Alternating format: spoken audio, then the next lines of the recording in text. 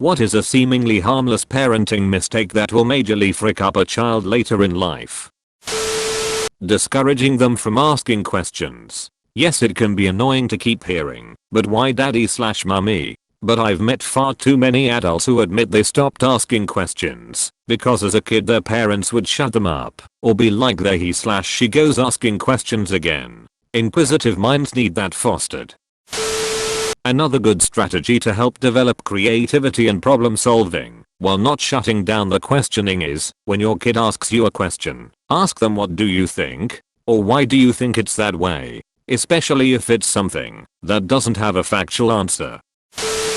Never showing up for events. I remember my parents didn't come to most of my chorus concerts. It really sucked to see my classmates' families cheer them on while my parents were absent. I brought home one of my chorus program papers to show my parents, and I found it in the trash the next day. I was sad because I wanted to keep it, but seeing it in the trash, I didn't want it anymore. Edit. I love my parents and I don't blame them for not showing up. They are small business owners, and it was hard for them to find people who could work for them. Whenever I had concerts or anything, it still hurt though. Also, the replies to this are very sad. I'm sorry that a lot of you guys went through similar experiences. Second edit. Also, my mom is a clean freak. She'll discard or move any stray papers laying around. She probably didn't think much of it. She might not have even realized what it was. She can't read English that well. It's her third language. After I told her, she apologized to me, so it's okay. I thought I should add that my little sister and grandma would come to them, but my relationship with my grandma isn't great. It's just not the same as having your parents there, if that makes sense.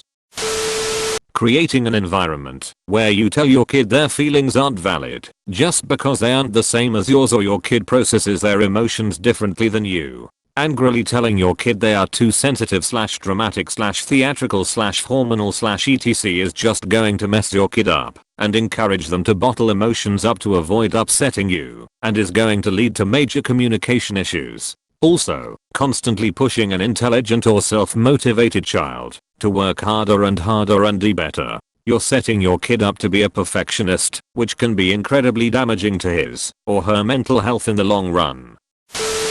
When I was 4, my parents adopted a kitten. Of course, I had never seen anything quite so delightful before, and I could barely keep my hands off the little fur ball.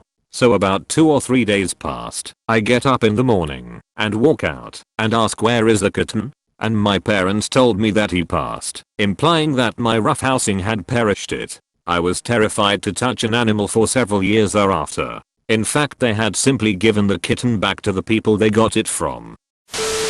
Not having them do chores. My parents pushed me to be academic, so doted on me hand and foot as a kid to make more room for study. When you're too young and stupid to know any better, you think it's a blessing. When I moved out to uni, I didn't really know how to clean, when to clean, what to clean with, how to wash clothes, how to get them dry, etc. The only thing I could do is cook and binge drink. That's no way to bring up a kid, and it's a steep learning curve doing all that stuff for the first time in your early 20s. It sounds like a super lame answer, but make sure every kid does their fair share of chores. Don't smother your kids. My mom quit having her own life the moment my brother and I were born. She was an incredibly devoted and loving mother, was very kind to us, but when we were born she stopped having friends, did not work, and was home every single day from when I was born to when I moved out in my early 20s.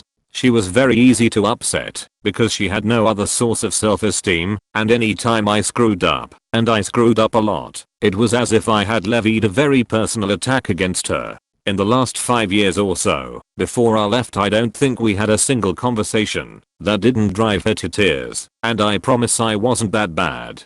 I constantly felt cornered and stressed, and fell into depression as a defense mechanism, and she took my resulting lack of performance very personally, creating a very treacherous cycle that was only broken when I enlisted and finally got away. To this day I often feel like I'm a bad person who failed to live up to her love. Yeah, I can resonate with this. My mother never really had friends and is a depressed, lonely person, and that's how I turned out. But it's just like with anything, she would tell us, you guys saved my life. I wouldn't be here without kids. Stuff like, the reason I'm alive is because of my children, and you mean more than anything. Even myself too, to me. And I would die for you 1,000 times. And if anyone hurt you, I'd perish them and go to jail so you don't have to suffer. And on and on. And I guess a lot of parents feel that way for the kids. To love them above everything is good, but she'd say it like she needed it to be true. Or, maybe almost, like we needed to reciprocate, like love her unconditionally, and communicate that we'd do anything for her, because she'd do anything for us, and it's a very bad mentality.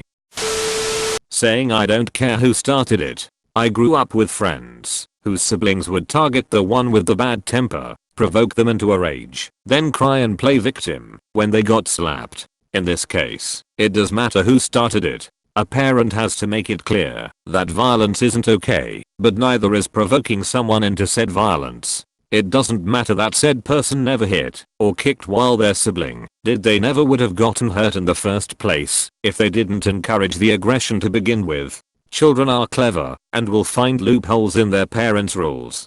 Parents need to be better and snuff out that kind of BS when it starts. If they don't, they'll raise a manipulator and a scapegoat. One will use them and one will resent them. It's a lose-lose all because of a simple rule.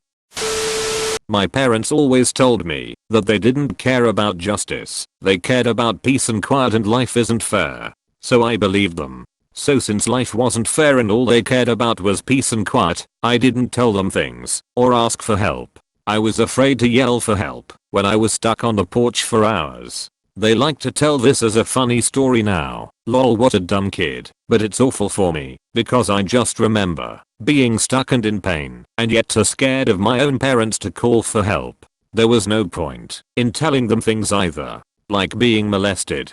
And now as an adult my parents are all like, oh, but we just wanted you to be quiet. We didn't mean it. No, you did mean it. That is exactly what you meant, and that's exactly what you said. You wanted me to be quiet, no matter what quiet. That was the only thing that was important to you. Pretty much telling you that whatever activity that you enjoy doing is annoying or dumb. I used to love to sing. I was in chorus and would play my favorite songs over and over to learn the words. Not only did my sisters tease me for it, but my parents told me to shut up constantly. So I stopped singing. I must have been terrible, right? I sing when I'm alone or jokingly with some friends. What really broke me was when I went to visit everyone for the holidays and my sister said that she was surprised I never pursued singing since I seemed to love it so much when I was younger. I nearly started crying and had to bite my tongue so I wouldn't scream at her for being one of the reasons I stopped. It's always funny for the ones doing the teasing, but it actually hurts the ones being teased, especially when it's coming from people who are supposed to love you. I also liked singing. My parents always said that I was terrible at it. That's just it. They said I wasn't able to sing well. In my adult life I met my now husband, and their family is very musical.